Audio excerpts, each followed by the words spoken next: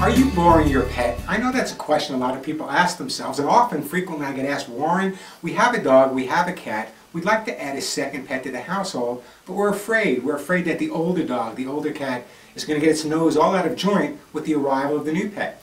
And you know what? You're right, but if you handle it properly, it should not be that big a thing. Let's take into consideration the introduction. So many people, the first thing they do is they go to the shelter, and bless you guys for doing that, and they'll adopt another dog or another cat and they'll bring it home. And you just take this dog or cat and plunk it down in the house, forgetting about how the emotional damage is going to be affecting the dog that's already there or the cat that's already there. Think about it from their point of view. How would you feel if you were a woman? I don't mean to sound chauvinistic here, but how would you feel if you were a woman and you came home one day and there in your little corner of the world where you do your makeup and stuff, there's another woman sitting? How would you feel? Or you went to the kitchen to cook and there was another woman cooking there. How would you feel? Or how would I feel if I went to my garage and all of a sudden there was another guy using all my tools, fixing my car, fixing my motorcycle? My nose would be out of joint also. However, if I knew this person, if I was introduced to this person properly, you know what? It wouldn't be such a big deal. So here's what you need to do. You need to keep balance in your pet's life. And when you introduce a new pet to your home, it often throws that balance off. So here's what I recommend to do. First of all, let's start out with cats for a few moments. Cats don't use their eyes for recognition. Cats use their nose for recognition. So here's what I recommend you do. Psychologically, in the world of animal behavior, we call it scent swapping. What does that mean? We take the scent of one pet and put it with the other pet, and the scent of that pet and put it with the first pet. How do we do this? Let's say we have a cat at home and we want to introduce a second cat to the family. Before bringing that cat into the family, what I recommend that you do is get a stuffed animal that resembles a cat, something that looks like a cat, and rub it all over cat number one and let cat number two spend some time with it. Then follow the same advice with cat number two and a stuffed animal and let cat number one spend time with that. What are we doing? We're getting the pets adjusted to the smell of each other, which is very, very critical in their relationship. And what happens is once they're adjusted to the scent of each other, the actual introduction is going to be a lot easier. Now don't just assume that when you bring the new cat home after they've had each other's scent for a while that they're going to be best friends. Make sure there's a lot of distractions in the house. For example, put down a lot of new things for the pre-existing cat. And this is really critical. Besides the scratching posts, besides the boxes, the paper bags, just keep everything new and fresh so that both cats are more interested in exploring their environment than kind of exploring each other for 24/7. Then what I want you to do is I want you to give your cats ample opportunity to spend time in a room together with you there to supervise. Now if you start seeing the cats hissing at each other, that's okay. Sounds like the Armageddon. Doesn't necessarily mean it is. The best thing to do is sit back. If there's no bloodshed, no one's getting hurt, chances are they can work it out on their own. That's what you need to do. What about the concept of bringing another dog into the household? If I were a dog, and let me give you an example of my own dogs. I had Cisco, my little Chihuahua terrorist mix, way before I got Skylar. And Cisco was living in the house by himself.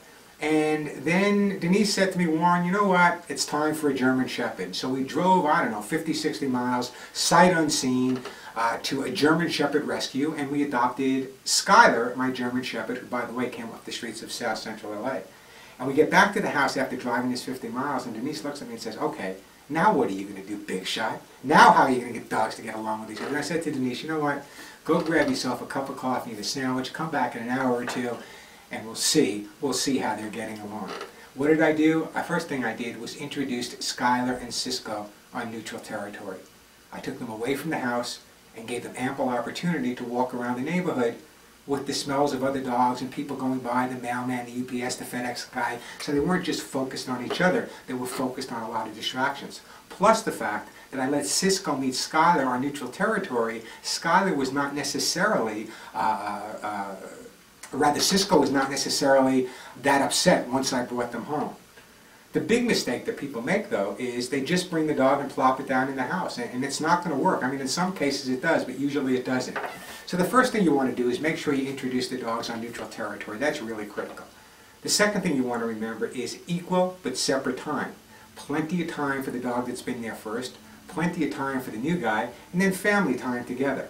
The most important thing that you can do with the pets at this time is give them a lot of positive time to socialize with each other.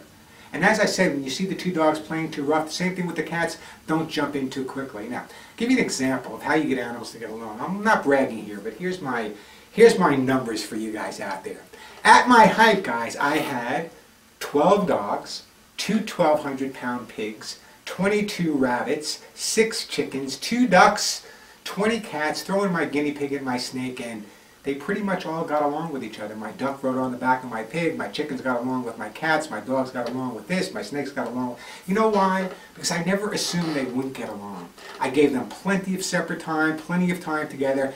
That is what it's all about. I want you to remember this. If you take the time to give the dogs the opportunity to get to know each other, it's going to work out fine.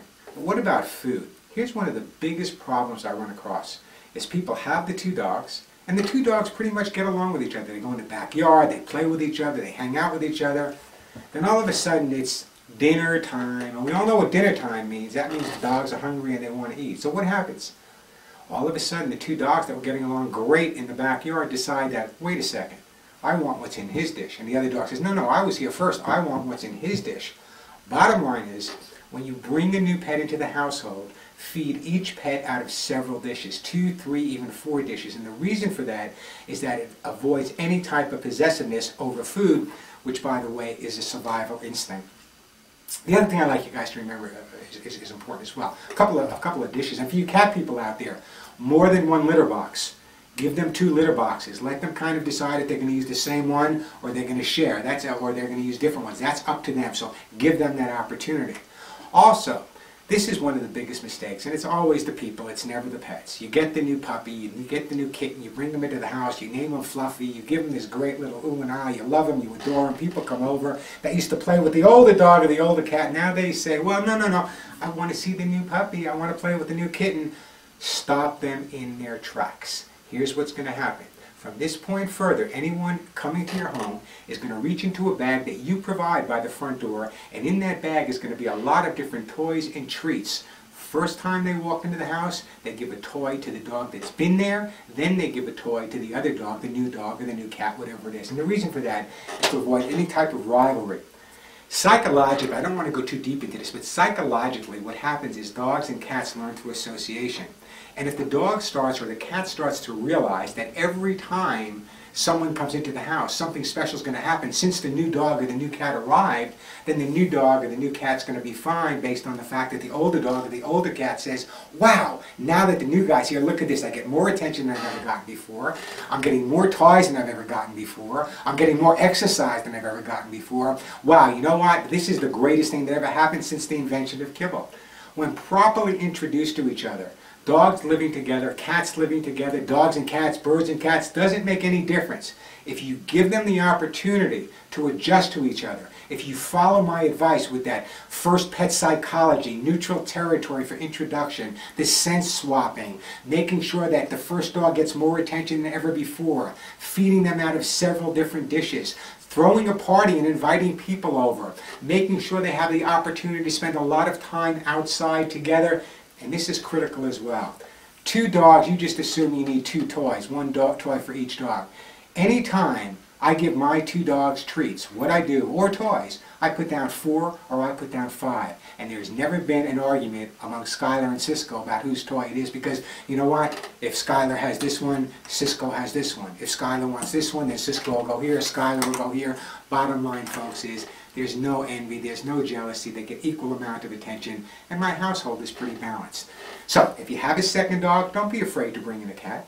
If you have a cat, don't be afraid to bring in a dog. If you have a gerbil, don't be afraid to bring in a bird. Animals getting along with each other is really easy to do if you take the time to introduce them properly. Remember, first pet psychology goes a long way. And for those people out there that say, well, we don't have to worry about this, Warren, come on, we've had our dog for 10 years, he gets along with every dog in the neighborhood, I take him to the doggy park and he gets along with every dog at the doggy park. You know what?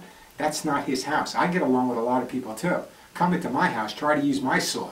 We got a problem. Bottom line is, even though the dogs may get along on neutral territory, doesn't necessarily mean they're going to get along when they come home. So, the first pet psychology is critical. Most importantly, be patient, take time, sit down, have a glass of wine, give them the opportunity to negotiate. You'll wake up one day and they'll be sleeping tail to tail, I promise. Good luck to you. And adopt.